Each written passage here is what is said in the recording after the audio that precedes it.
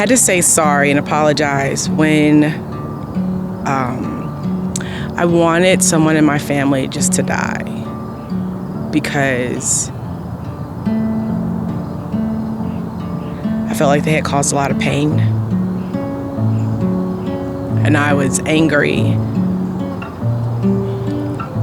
And I needed to forgive.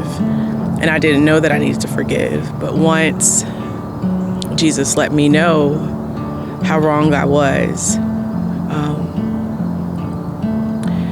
it was hard, but it wasn't hard. My flesh thought it was hard, but my spirit was willing, and it was needed that I needed to say that I'm sorry, because I voiced that even to a small group, and it hurt people. It hurt for people to hear me say that, and I knew that I needed to say that I was sorry. I thought I was right, you know? Like, you caused all this pain, you've hurt us so much.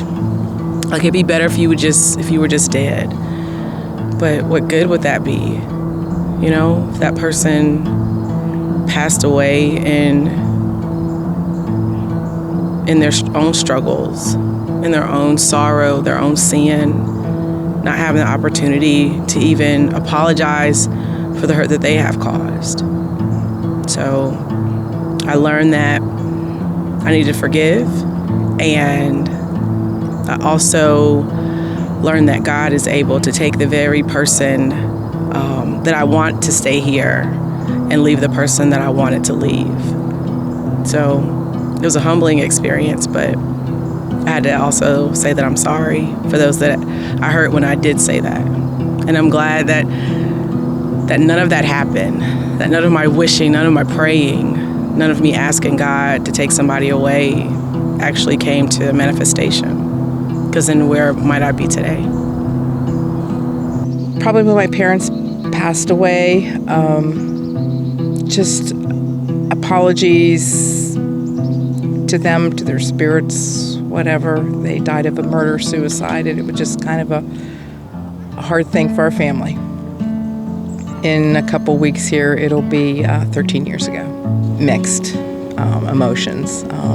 There were good times and there were not so good times. To outside appearances, our family was the perfect family, and internally, we were not. But my brothers and I hid a lot of things that our parents, particularly my mom, was dealing with mental illness that wasn't recognized at that time, and now we know better. So. To my mom, No, I just said that because over just a lot of things, not even things I should be apologizing for necessarily, but I felt obligated to apologize to them. Things that would just kind of make me feel bad, even though it was a reasonably understandable thing. And most people would like forgive you or try and like help you, but kind of was like makes you feel bad, so then I would just apologize, and it kind of like was really hard to say sorry when I feel like I should have been validated more in that situation as well. That sounds horrible, but yeah. When my cat died, like, she just made me feel horrible about the whole situation. And it's not like it was just her cat who died. My cat was also dying, so I was just saying sorry, but I also felt horrible, and she didn't check on how I was feeling, but I had to constantly check on how she was feeling, and I just constantly felt a need to apologize. Everything's good now, so.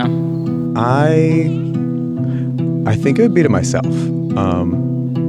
I put myself in a really bad relationship for about 2 years, and I kind of blinded myself to a lot of the things going on in it, and I wasn't really okay afterwards. It was one of those where it's like, you get out of it and you go, what were you thinking? Like, why did you not recognize all these things? And why did you let, like, I don't want to say why'd you let someone treat you that way, but why would you accept the circumstances you were in instead of trying to change it? And I think being able to like accept that and say like, hey, it's okay, you were doing what you thought was best at the time, apologizing to myself for that, and being able to like accept, hey, you were doing what was good for you or what you thought was good for you, and that's okay. And then after doing that, apologizing to all the friends that I lost during that relationship was another thing, but I had to get through my own stuff to get to theirs. So that was a long 4 months of getting just to the point where I could be myself again. Yeah, I've never had to like apologize to anyone in particular, at least for nothing big. Status quo. I like a status quo. I kind of set routines and go by them and go, okay, like in the morning I'm going to wake up, I'm going to have this, and it'll be the same every day, and it'll be good. And with people, that isn't really a thing. So like if you're dating someone, if you're friends with someone, most people aren't the same for multiple years on end. So if you start out and you say, hey, my status quo is this, that means I like this. And then people start changing, you go, well, they're still part of that status quo. I still like them. You just kind of are like, yeah, the status quo is this person, or it is these friends, or it is this meal, without really ever wanting to be like, oh, I have to expand this, or I have to rethink this. It's just, no, this is a part of my life. This is the thing I like. And I was just like, no, they're still who they were, and I still like that. Or even with the changes, you were just like, you tell yourself you like the changes even though they're different because it's part of what you're used to. And the change, I guess you could almost say a bird in the hand is worth two in the bush. The change of going to the unknown would be worse than staying with it.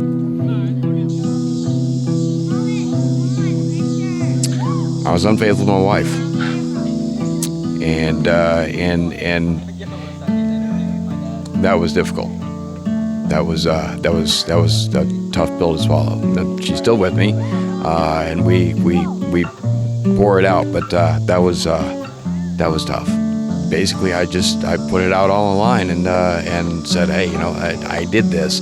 I didn't completely follow through. I wasn't physically intimate with another person, but I had carried on a relationship with someone that was not my wife, and that was I took full responsibility, and I completely owned up to it, and that apology was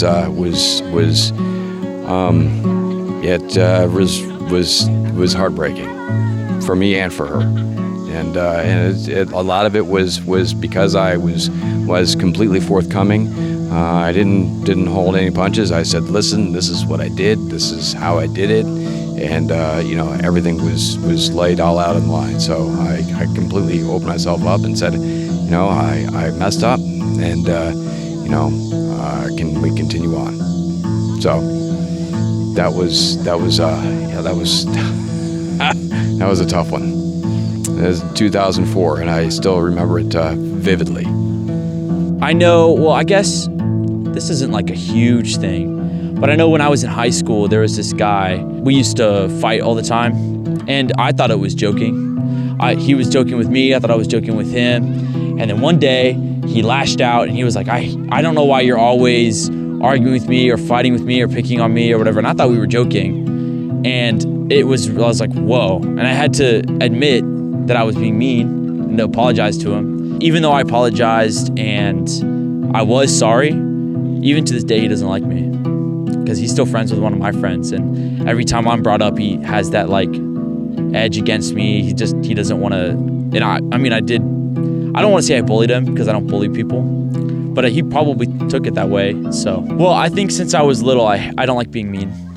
Like genuinely, if I found out like in that situation that I was mean to someone and they took what I was doing as mean, it didn't hurt me. I don't want to be like, oh my gosh, I'm so upset that I was mean to you. But like, I'm like, oh man, that sucks. I don't want people to perceive me as mean, and I don't want to be mean. So I think it really made me at least think about more if what I'm doing is being mean to people or jarring or might upset them, Because another thing is, like I said, my dad raised me with being strong-willed, having a like thick skin, as I've said, but I come to realize that not everybody has that, and even though I think they should, that doesn't mean that I should go out of my way to be mean to those people, because it doesn't help.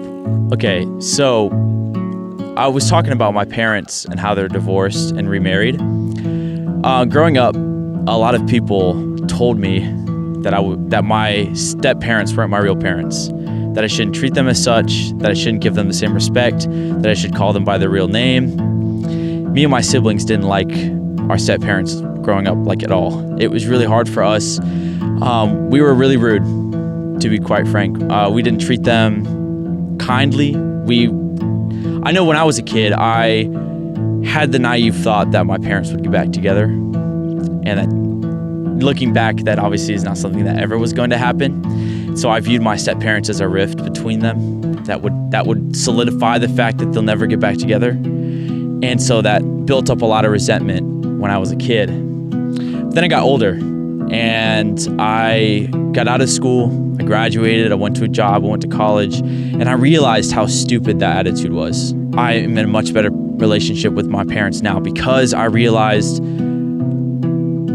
that my step-parents love me just like their own kids, and so I should love them just like my own parents. And one of the things that happened when I was a kid that really made me realize that I didn't notice till I was older was right when I was like in 11th grade, right before senior year. In the summer, we went on this huge trip, and my stepmom, she saved up all her money that she had made. She didn't really make a lot of money at the time because she wanted to raise her kids, so she didn't make a lot of money. She went and volunteered at church and got a few bucks here and there from that. And she had saved it up so that we could go on this huge trip. We went down to Texas, to Florida, all these places I'd never seen in my life. And that trip, it wasn't at that trip, but afterwards, it helped me come to the conclusion that no matter how poorly I treated her, she still loved me like her own son. And so becoming an adult, one day I realized it, and I just gave her a hug and apologized and told her just how much I appreciated her. And I've since, had a much better relationship, and it's awesome. And it's, even though it was rough as a kid, I don't want to make it seem like I hated her and we were always mean to her, but the attitude shift really helped. You know what I mean? And that apology I think was well deserved. So that was a great moment. I don't know why I didn't think of that. That's a great moment that happened in my life. So